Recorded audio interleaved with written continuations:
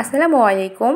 আজ আমি আপনাদের সাথে আমার ডেলিভারি দেওয়া 1.5 পাউন্ড ওজনের অরেঞ্জ কেকের রেসিপি শেয়ার করব। আর সাথে থাকছে এই কেকটার ডেকোরেশন, ট্রপিক্যাল ক্রিম দিয়ে কিভাবে সুন্দরভাবে ফুল তৈরি করবেন সব ধরনের টিপস শেয়ার করেছি এই ভিডিওতে। তাহলে চলুন কথা না বাড়িয়ে পুরো রেসিপি দেখে নেওয়া যাক। প্রথমে শুকনো উপকরণটা মেপে চেলে নিতে হবে। তো এখানে 3 ডিমের কেকের জন্য ময়দা ব্যবহার করেছি 1.25 কাপ বা 3/4 কাপ, অর্থাৎ 1/4 কাপ দিয়ে 3 বার দিলেই 1.25 কাপ বা 3/4 কাপ হয়ে যাবে। এরপরে ময়দার সাথে দিয়ে দিচ্ছি 1.5 টেবিল স্পুন পরিমাণ কর্নফ্লাওয়ার। কর্নফ্লাওয়ারটা দেওয়ার চেষ্টা করবেন, এতে করে কেকটা অনেক বেশি সফট হবে। কর্নফ্লাওয়ারটা দেওয়া হয় মূলত ময়দার ভেতরে যে গ্লুটেনটা থাকে সেটা ভাঙার জন্য। এরপর দিয়ে নিচ্ছি 1 চা চামচের থেকে একটুখানি কম বেকিং পাউডার। পুরোপুরি 1 চামচ দেওয়ার প্রয়োজন নেই, একটুখানি কম রেখে দিতে হবে। বেকিং পাউডারের সাথে সোডা দেওয়ার কোনো প্রয়োজন নেই, যে কোনো একটা দিলেই হয়। স্পঞ্জ কেকে দুটো দেওয়ার কোনো প্রয়োজন নেই। স্পঞ্জ কেকের যদি ব্যাটারটা পারফেক্টভাবে তৈরি করতে পারেন, এখানে বেকিং পাউডার কম হলেও কোনো সমস্যা হবে না। তো এখন এই 3টা শুকনো উপকরণ চেলে নিতে হবে। কেক তৈরি করার ক্ষেত্রে শুকনো উপকরণ অবশ্যই ভালো মতো চেলে নেবেন, এতে করে কেকটা পারফেক্ট হয়। শুকনো উপকরণ চেলে নেওয়া হয়ে গেলে এখন একটা স্প্যাচুলার সাহায্যে খুব ভালো মতো মিশিয়ে একপাশে সরিয়ে রেখে দিচ্ছি। যেহেতু অরেঞ্জ ফ্লেভারের কেক তৈরি করব, সেজন্য এখানে মালটা অথবা কমলা নিতে হবে। তো সব থেকে মালটাটা নিলেই ভালো হয় কমলার থেকে। আর তার আগে মালটার উপরে যে স্কিনটা আছে কমলা রঙের, সেটাকে আলতো হাতে গ্রেট করে নিতে হবে। ভেতরের যে সাদাটা থাকে সেটা যেন না আসে। সাদা অংশটা আসলে তেতো লাগবে, শুধুমাত্র উপরের স্কিনটা বা খোসাটাকে আমাদেরকে গ্রেট করে নিতে হবে। আমি এখানে পুরো মালটার খোসাটাই গ্রেট করে নিচ্ছি। এই মালটার খোসাটা দেওয়ার চেষ্টা করবেন, এতে করে কেকের মধ্যে ন্যাচারাল একটা কমলার ফ্লেভার আসে আর খেতে অসম্ভব মজা লাগে। এটা একেবারে স্কিপ করা যাবে না, অবশ্যই দেওয়ার চেষ্টা করবেন। এরপর আমাদের মালটার রসের প্রয়োজন হবে। তো মালটাটা আমি কেটে নিচ্ছি। এই মালটা থেকে আমি অর্ধেক পরিমাণ রস নিয়ে নিব। প্রায় 2 টেবিল স্পুন পরিমাণ রস আমাদের হলেই হবে, 2 থেকে 3 টেবিল স্পুন পরিমাণ। তো আমি 2 টেবিল স্পুন পরিমাণ নিব। মালটার অর্ধেকটা চিপে নিলেই কিন্তু এখানে 2 টেবিল পরিমাণ রস বের হয়ে যাবে।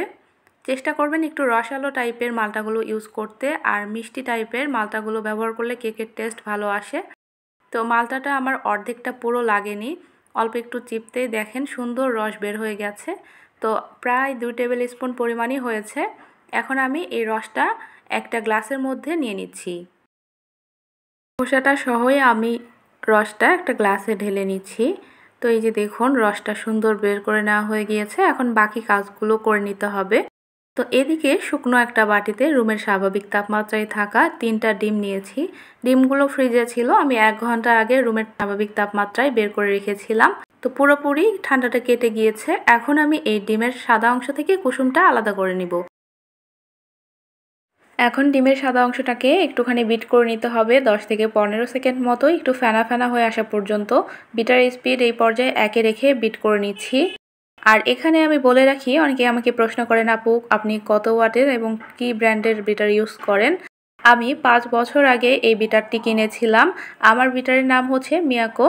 তো মিয়াকো ব্র্যান্ডের 300 ওয়াটের বিটারটা আমি 5 বছর ধরে ব্যবহার করছি। আলহামদুলিল্লাহ এখনও পর্যন্ত ভালো সার্ভিস দিয়ে যাচ্ছে। ডিমটা একটু ফেনা ফেনা হয়ে এসেছে, এখন আমি চিনি অ্যাড করে দিব। আমি total half cup plus 2 table spoon পরিমাণ চিনি ব্যবহার করছি। আপনারা যদি মিষ্টিটা বেশি খেতে চান আর একটু বাড়িয়ে দিতে পারেন, তবে যেহেতু এখানে মালটার রস ব্যবহার করা হবে সেহেতু মিষ্টিটা আরেকটু দিলে ভালো লাগবে না। তো চিনিটা প্রথমে হাফ কাপ পুরোটা দিয়ে বিট করে নিচ্ছি একটুখানি। এরপর বাকি 2 টেবিল স্পুন পরিমাণ চিনিটাও দিয়ে দিলাম। এখন চিনি এবং ডিমটাকে বিট করতে হবে যতক্ষণ না চিনিটা পুরোপুরি গলে যাচ্ছে আর ডিমের ফোমটা একদম পারফেক্ট থকথকে ফোমে পরিণত হচ্ছে। আর এই পর্যায়ে বিটার স্পিড আমি 2-এ রেখে বিট করব। 2-এ রেখে বিট করব যতক্ষণ না পুরোটা পারফেক্টভাবে হয়ে যাচ্ছে। আপনাদের বলি, যাদের চিনিটা সহজে গলতে চায় না তারা চিনিটা এই পর্যায়ে গুঁড়ো করেও দিয়ে নিতে পারেন। গুঁড়ো করে দিলে খুব তাড়াতাড়ি মেল্ট হয়ে যায়। তো আমার এখানে প্রায় 5 মিনিট মতো সময় লেগেছে ফোমটা হতে। আসলে সময়টা এক্স্যাক্ট ওইভাবে বলা যায় না। আর আপনারা হয়তোবা খেয়াল করেছেন, আমি যখন বিটারটা ঘোরাচ্ছি খুব জোরে জোরে হাতটা ঘোরাই না, কারণ জোরে জোরে হাতটা ঘোরালে ফেনা ফেনা হয়ে যায় ডিমটা। স্মুথ যেন একটা ফোম তৈরি হয় সেটা অবশ্যই লক্ষ্য রাখতে হবে। আর ওভারবিট করা যাবে না, ওভারবিট করলে ডিমের এই ফোমটাতে অনেক এয়ার বাবলস ক্রিয়েট হবে। আর এয়ার বাবলস তৈরি হলে যখন শুকনো উপকরণ মেশাতে যাবেন তখন ফোমটা দেবে যাবে ফেনা ফেনা হয়ে। তো এখানে দেখুন আমি একটা সংখ্যা লিখে নিচ্ছি বা দাগ টেনে নিচ্ছি, দাগটা স্পষ্ট এবং স্থায়ী বোঝা যাচ্ছে, তখন বুঝে নিতে হবে আমাদের এখানে বিট করে নেওয়া হয়ে গিয়েছে, এর থেকে বেশি শক্ত করে বিট করা যাবে না। এখন আমি এর ভেতরে অরেঞ্জ ইমালশন দিয়ে দিচ্ছি প্রায় 1 চা চামচ মতো। অরেঞ্জ কেক তৈরি করার ক্ষেত্রে অরেঞ্জ ইমালশনটা অবশ্যই দেওয়ার চেষ্টা করবেন। তবে অরেঞ্জ ইমালশন যদি আপনাদের কাছে না থাকে অরেঞ্জ এসেন্সটা দিবেন। এসেন্স অথবা ইমালশন দুটোর ভিতর একটা দিতেই হবে, তা না হলে ফ্লেভার ভালো আসবে না। তবে আমি সাজেস্ট করব অবশ্যই ইমালশনটা ব্যবহার করবেন, কেননা এইটার ফ্লেভারটা অনেক বেশি স্ট্রং আর এটার ভেতরে এক্সট্রা করে কালারও অ্যাড করা থাকে। কেকের কালারটা একটু সুন্দর আনার জন্য এখানে 1/2 চা চামচ পরিমাণ আমি ইয়েলো ফুড কালার দিচ্ছি, তবে এটা একেবারেই অপশনাল, না দিলেও হবে। আবার এখানে অরেঞ্জ কালারও দিয়ে নিতে পারেন। আমি হলুদ কালার আজকে করব, এই জন্য হলুদ কালারটাই দিয়ে নিলাম। এরপর ডিমের কুসুম 3টা দিয়ে নিলাম। এখন এই 3টা খুব ভালো মতো বিট করে নিতে হবে, ওভার মিক্স করা যাবে না। বিটার স্পিড 1-এ রেখে শুধুমাত্র সব কিছু একটু মিশিয়ে নেব। আমি আবারও বলছি, কালারটা চাইলে স্কিপ করতে পারেন, এটা শুধুমাত্র দেখার সৌন্দর্যের জন্যই দেওয়া হয়েছে, এতে কোনো টেস্ট বাড়বে বা কমবে কোনো কিছুই না। তো আমার এখানে বিট করে নেওয়া হয়ে গিয়েছে, দেখতেই পাচ্ছেন। এখন আমরা যে মালটা থেকে রসটা বের করে রেখেছিলাম আর মালটার যে খোসাটা গ্রেট করে রেখেছিলাম সেটা এখন এই ডিমের ফোমের ভেতরে দিয়ে একটুখানি বিট করে নিব। এই মালটার রসটা দিয়ে খুব একটা বেশি বিট করা যাবে না, আর আলতোভাবেই বিট করে নিতে হবে, তা না হলে ফোমটা দেবে যাবে। তো আমি 5 সেকেন্ড মতো বিট করে নিয়েছি, এই যে আমার মিশিয়ে নেওয়া হয়ে গিয়েছে। এখন আমি যে শুকনো উপকরণটা চেলে রেখেছিলাম সেটা এখন দিয়ে খুব ভালো মতো মিশিয়ে নিতে হবে। আর আজকে আমি দেখুন এই বিটারের কাঁটাটা দিয়ে আপনাদেরকে মিশিয়ে দেখাবো। আমি কিন্তু সবভাবেই আপনাদের সাথে মিশানোটা দেখাই, যেমন স্প্যাচুলা দিয়েও মিশিয়ে নেওয়া দেখায়, আবার কখনো হ্যান্ড উইক্স দিয়েও মিশিয়ে নেওয়া দেখায়। আবার দেখুন এই যে বিটারের কাঁটা দিয়ে মিশিয়ে নিচ্ছি। আর কিভাবে মেশাচ্ছি এটা ভালো করে লক্ষ্য করুন, হাতটা কিভাবে ঘোরাচ্ছি ঠিক এভাবে মিশিয়ে নিতে হবে। ফোল্ডিং মেথডে একদিক ঘুরিয়ে ঘুরিয়ে মিশিয়ে নিতে হবে, এলোপাথারি মেশানো যাবে না বা তাড়াহুড়ো করে জোরে জোরেও মেশানো যাবে না, তাহলে ফোমটা দেবে নষ্ট হয়ে যাবে বা এই ফোমটার ভেতরে ফেনা ফেনা হয়ে অর্থাৎ এয়ার বাবলস তৈরি হবে। আপনারা যারা বলেন যে ফোম পারফেক্ট থাকে, তবে হচ্ছে যখন শুকনো উপকরণটা মেশাই তখন কেমন জানি ফেনা ফেনা হয়ে বসে যায়, এটা শুধুমাত্র মিক্সিংটা আপনারা করতে পারেন না জন্যই এরকম হয়। তো দেখুন আমি ঠিক যেভাবে মিশিয়ে নিচ্ছি ঠিক এইভাবেই মিশিয়ে নিতে হবে। আর এই অংশটা আমি একটুও ফাস্টে দেইনি, স্বাভাবিকভাবে যেভাবে মিশিয়ে নিচ্ছিলাম ঠিক সেভাবেই আপনাদের সাথে শেয়ার করেছি। 2 ধাপে আমি শুকনো উপকরণটা দিয়ে সেম প্রসেসে মিশিয়ে নেব। মিশিয়ে নেওয়ার আরেকটা টেকনিক আছে, সেটা হচ্ছে হাতটা পরিষ্কার করে ধুয়ে নেবেন।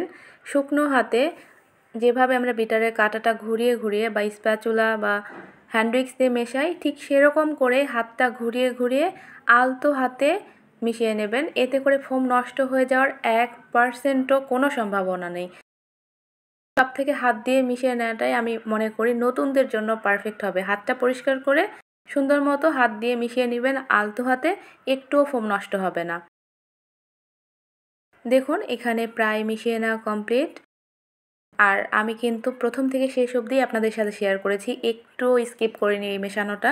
আমার কতক্ষণ সময় লাগে মেশাতে সেটা শুধুমাত্র আপনাদের সাথে শেয়ার করার জন্যই এই অংশটা আমি একটুও কাটিনি।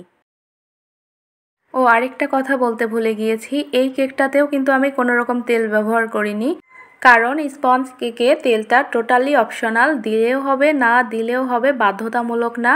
আমি সাধারণত কোনো স্পঞ্জ কেকেই তেল ব্যবহার করি না। আর এই অরেঞ্জ কেকে তেল না দিলে আপনি একটুও বুঝতে পারবেন না, খালি মুখেও খেতে পারবেন, গলায় একটু আটকাবে না, যেহেতু এখানে মালটার রসটা ব্যবহার করা হয়েছে। আর এখানে দুধ দেওয়ারও কোনো প্রয়োজন নেই।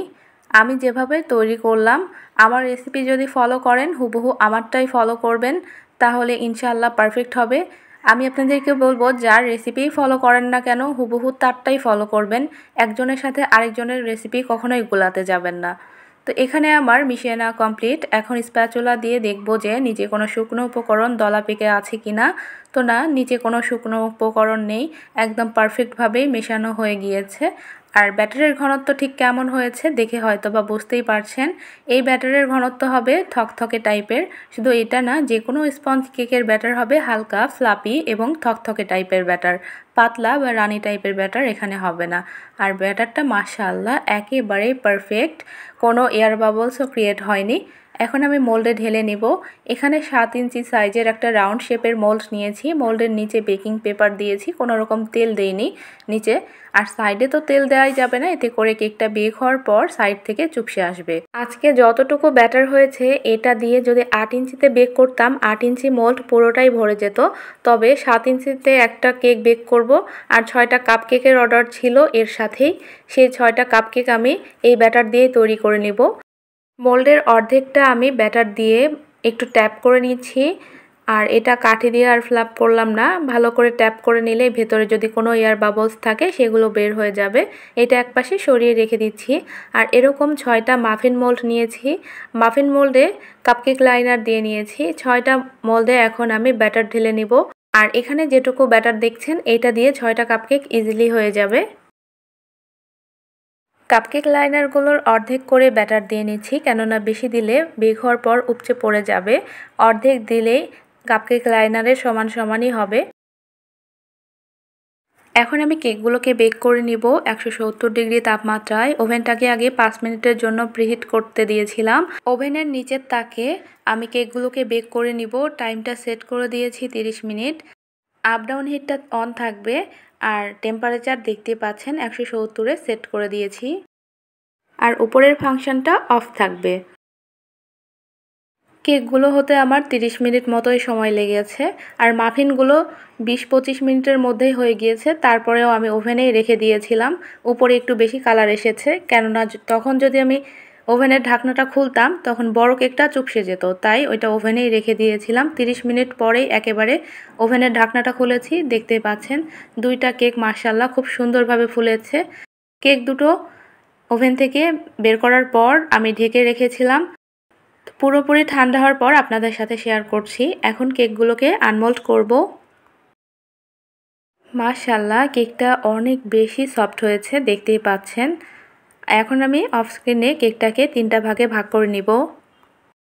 দেখুন কেকের ভেতরের টেক্সচারটা কেমন এসেছে, কতটা মোলায়েম, সফট এবং তুলতুলে হয়েছে, দেখেই হয়তো বা বুঝতে পারছেন।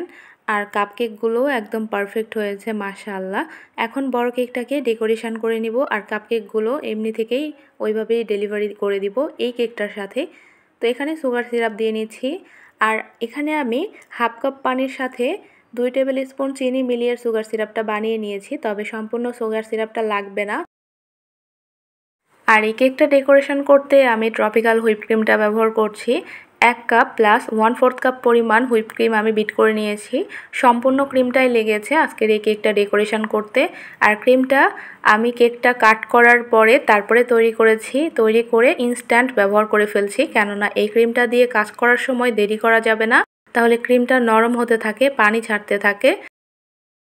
অল্প ক্রিম দিয়ে কেকটাকে ক্রাম কোট করে নেওয়ার পর এখন ফাইনাল ক্রিমটা আমি প্যালেট নাইফের সাহায্যে দিয়ে দিচ্ছি। আমি পাইপিং ব্যাগে আর আলাদা করে ক্রিমটা নিলাম না, প্যালেট নাইফে করে আমি ক্রিমটা আলতো হাতে কেকের গায়ে লাগিয়ে নিব।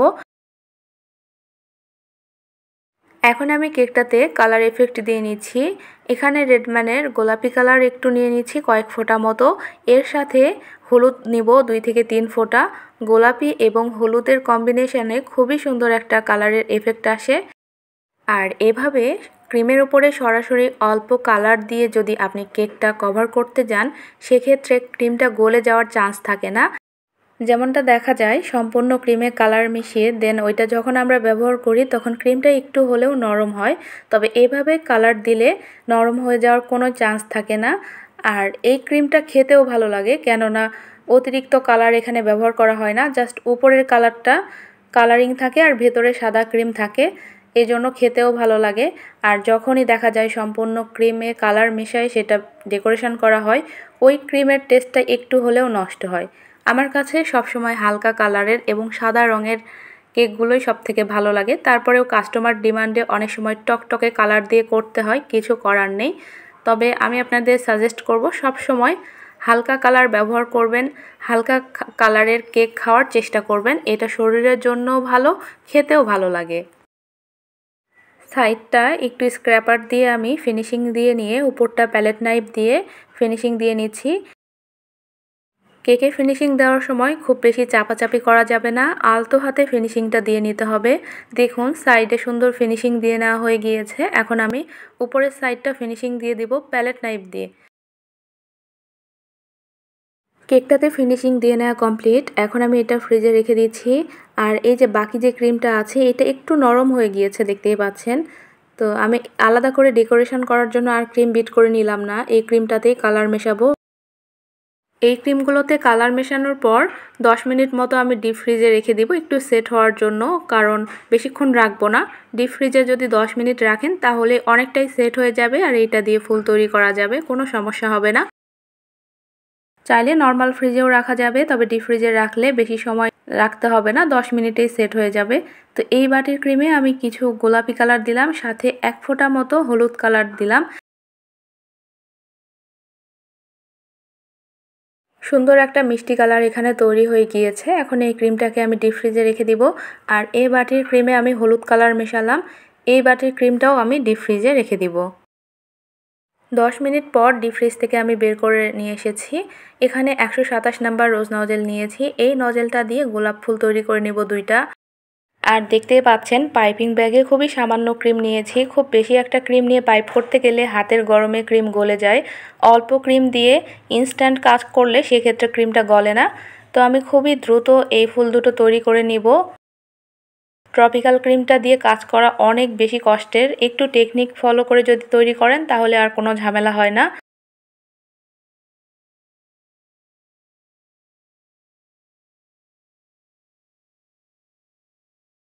ফুলটা তৈরি করে নেওয়া হয়ে গিয়েছে। এখন একটা কাঁটা চামচের সাহায্যে ফুলটা কেকের উপরে সাবধানে বসিয়ে দিতে হবে।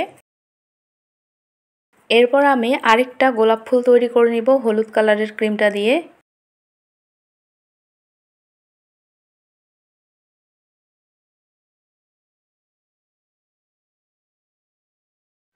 এখন আমি মিষ্টি কালারের যে ক্রিমটা তৈরি করে রেখেছিলাম ওই ক্রিমটা দিয়ে এখানে ফুল তৈরি করে নিচ্ছি। আর এই ফুলগুলো আমি 124 নাম্বার রোজ নজেল দিয়ে তৈরি করে নিচ্ছি। কালার মেশানোর পর ক্রিমের মধ্যে যে নরম একটা ভাব এসেছিল সেটা ফ্রিজে রাখার কারণে অনেকটাই কেটে গিয়েছে, যার জন্য ফুলগুলো খুব সুন্দর মতো তৈরি করে নেওয়া যাচ্ছে। এখন আমি হলুদ রঙের ক্রিমটা দিয়েই মিষ্টি কালারের ওই ক্রিমগুলোর উপরে একটু রেনু দিয়ে নিচ্ছি। এরপর সামান্য ক্রিমে আমি সবুজ রঙের ফুড কালার মিশিয়ে রেখেছিলাম, সেটা দিয়ে পাতা তৈরি করে নিব। যেটুকু হলুদ কালার বেঁচে গিয়েছিল আর মিষ্টি কালার বেঁচে গিয়েছিল দুইটাই আমি পাইপিং ব্যাগে ভরে নিয়ে একসাথে নিয়েছি। আর ওইটা দিয়ে আমি নিচের বর্ডারটা দিয়ে নিচ্ছি, উপর দিয়ে কিছু সুগার বল দিয়ে নিচ্ছি, এতে করে কেকটা দেখতে আরও ভালো লাগবে। কেকটা এই পর্যন্ত ডেকোরেশন করা হয়ে গেলে আমি আরেকটু কাজ বাকি ছিল, সেটা পরদিন সকালবেলা করেছিলাম। এভাবেই কেকটাকে ওভারনাইট ফ্রিজে রেখে দিয়েছিলাম, পরদিন সকালবেলা এই ভিডিওটা করছি। এখানে কিছু ফন্ডেন্ট আমি বেলে রেখেছি, সেই ফন্ডেন্টটা কেটে নিচ্ছি। এর উপরে নামটা লিখে নিব। আর নাম লেখার জন্য এখানে আমি এডিবল পেনটা ব্যবহার করেছি, আর এই পেনটা দিয়ে লিখলে এটা খাওয়া যায়, কোনো সমস্যা নেই। ফন্ডেন্টের উপর লিখতে গেলেও আলতোভাবেই লিখতে হবে, জোরে প্রেসার দিলে ফন্ডেন্ট ছিঁড়ে যাবে। আলতো হাতে লিখে নিতে হবে, তাহলে ফন্ডেন্টটা ছিঁড়ে যাবে না আর সুন্দরভাবে ফন্ডেন্টের উপরে লেখাটা যাবে। এখন আমি কেকের ওপরে লেখাটা বসিয়ে দিব, তাহলে আমার কেকটা ডেকোরেশন করে নেওয়া একেবারেই কমপ্লিট। আপনাদের কাছে কেকের ডেকোরেশনটা কেমন লেগেছে কমেন্ট বক্সে জানাতে পারেন। ভিডিওটা আর বড় করছি না, ভিডিও রিলেটেড কোনো কোশ্চেন থাকলে কমেন্ট বক্সে জানাতে পারেন। আজকের মতো ভিডিওটি এখানেই শেষ করছি, কথা হবে নেক্সট ভিডিওতে। সেই পর্যন্ত সবাই অনেক বেশি ভালো থাকবেন, সুস্থ থাকবেন। আল্লাহ হাফেজ।